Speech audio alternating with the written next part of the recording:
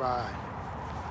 Welcome to the final 7, our study on the end times, the book of Revelation.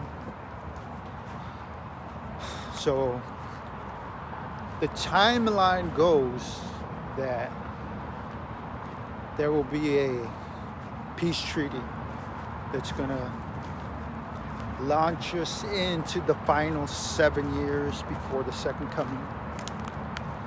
Now there's going to be a World War III either before the peace treaty or after. So that's all going to be at the beginning of the final 7 years. So Bible's not clear on if World War III is going to happen first or the peace treaty is going to happen first. I feel the World War III is going to happen first, just because of all the craziness happening. We have spiritual warfare going on around us today. There are witches and warlocks that are praying against our communities, our families, and then even up to government, nations, and all this world chaos that's going on. Remember, the one world nation wants control of everything. The one world nation wants control of the U.S. Donald Trump is not giving them that control. He said, we will never give up our freedom to a bunch of, pretty much, this is paraphrasing, authority hungry people. I forget what he calls them exactly. He said, that's all you guys want is authority, hunger for authority. He says, we'll never succumb to that. So the one world government is going to want control. They want one world government, one world health, one world money, one world everything. That is going to set the stage for the Antichrist. That one world government is talked about in the Bible as the beast, the 10-horned beast. And that's where the Antichrist rises up out of. It talks about the little horn, three horns being taken out by the one, and he becomes the Antichrist. So, what am I saying? It's starting with our communities. It's starting with our neighborhoods, with our families. It's going into our state level and into the national level, and then finally into the world level. I have this clip on this former satanic priest, and he said their missions, they had assignments to go out and pray over neighborhoods for the demonic to take over and rule those neighborhoods. Let me show you.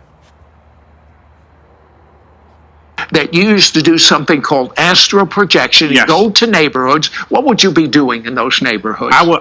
My mission was to astral project, leave my body. I was so good at it that I would even go during the day in neighborhoods that were daytime, and the ones that were nighttime, I would go back and forth, and I would put curses, and I would move principalities from one region to another, so there could be patterns and cycles to happen in the spirit realm, so those people won't grow and they won't meet Jesus.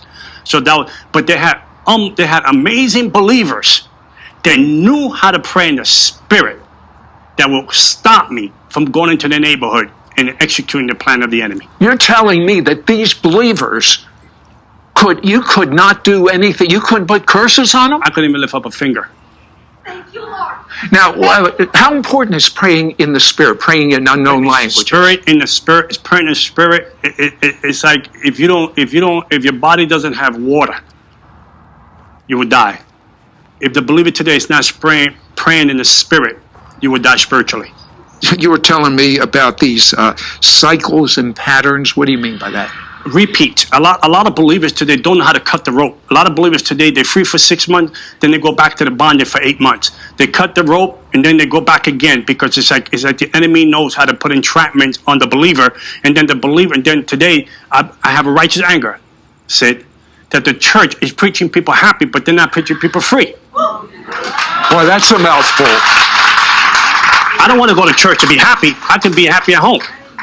I wanted you to go to church and teach me how to fight the enemy. Teach me how to be free. Teach me how to save my marriage. Teach me how to get my children out of drugs. How to beat that devil like no tomorrow. And I believe that's what God has called me, to unmask the devil in the times that we're in. And not because of me, it's because who lives in me is greater than he that lives in the world. Amen. Did you hear that? Praying believers over neighborhoods, they had no power, no authority. And that's what's happening today. That's why it's important, like we used to do, like churches used to do.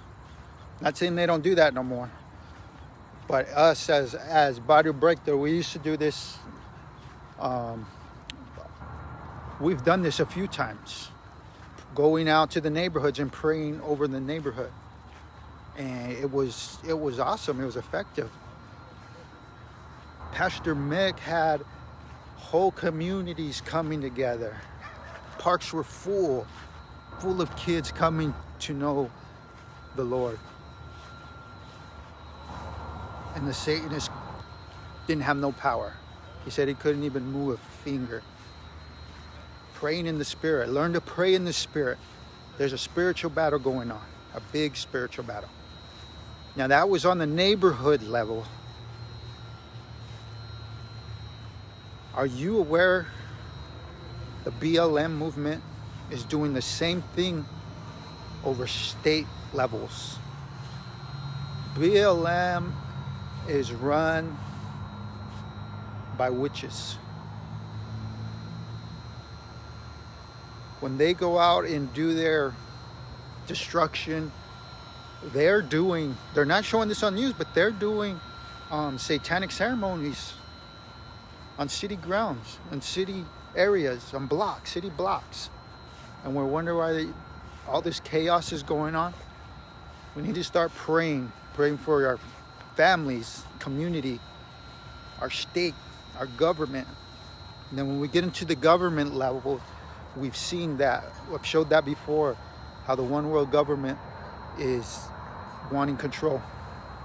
Now look at this. This is from the BLM ladies.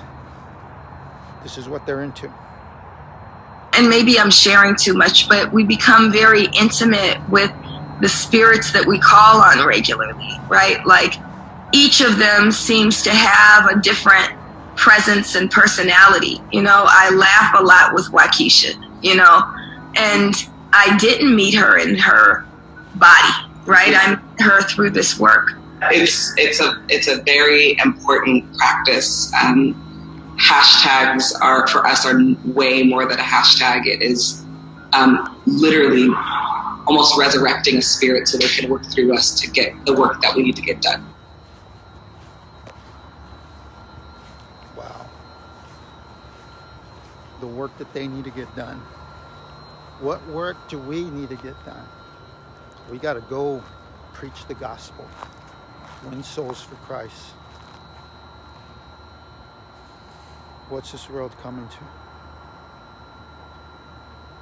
Final 7 years will be the end of human government reign. God's going to come back in the clouds on his white horse, as a ruler, as a King of Kings, Lord of Lords. He's going to put an end to human government, and he'll begin his 1,000-year reign here on earth. Will we be ready? Will the saints be ready? He's coming back for a church without spot or wrinkle. We got to be ready. We got to begin to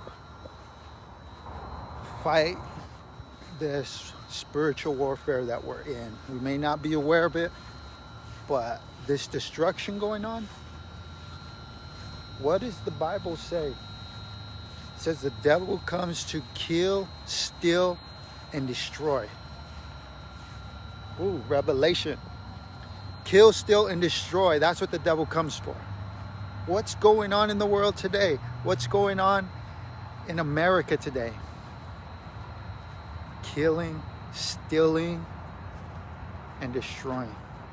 All this looting, all this rioting. That's exactly the devil's agenda. That's what he wants to do. That's what he's all about. He roams around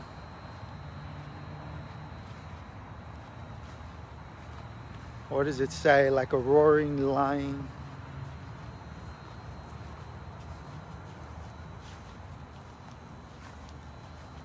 seeking those whom he may devour.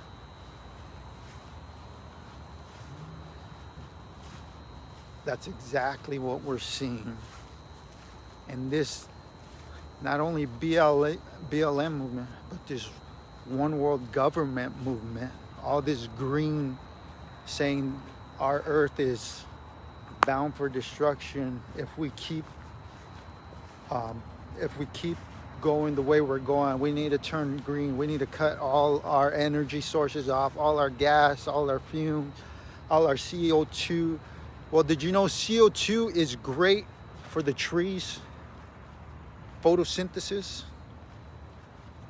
It's part of nature. That CO2 is helping that. It's not hurting it or destroying it. It's all the movement to cut us off, to cripple us, and then say, see, we need the one world government. We need the world as a whole just to help out each other. But we already know, Revelation 13 says that the dragon, talking about the devil, gave him his seed and his power. Talking about that 10-horned beast, that United Nation entity, beast that's coming up and wanting to take over. Remember, it was 4 beasts in Daniel. He described the 4 beasts. And then when John saw it, these beasts had became one. And that's what we are experiencing today. The beast of Revelation. Unlike, he couldn't liken it to any animal. There was a lion, a bear, a leopard. He said, I can't liken this one to anything. It's a beast. It's horrible. What they have, what their plans are, is horrible. It's not even an animal. I can't even say it's an animal. Remember when you were young and you were doing things you shouldn't? What did Nana call you? Animal. What you thought to call your mom or dad? Animal. You're an animal. Well, it's even worse than that. He's calling it a beast. Trampled, devouring with teeth of iron. So, I want to leave that with you today. Pray over your cities. Pray over your nations. Pray for our government.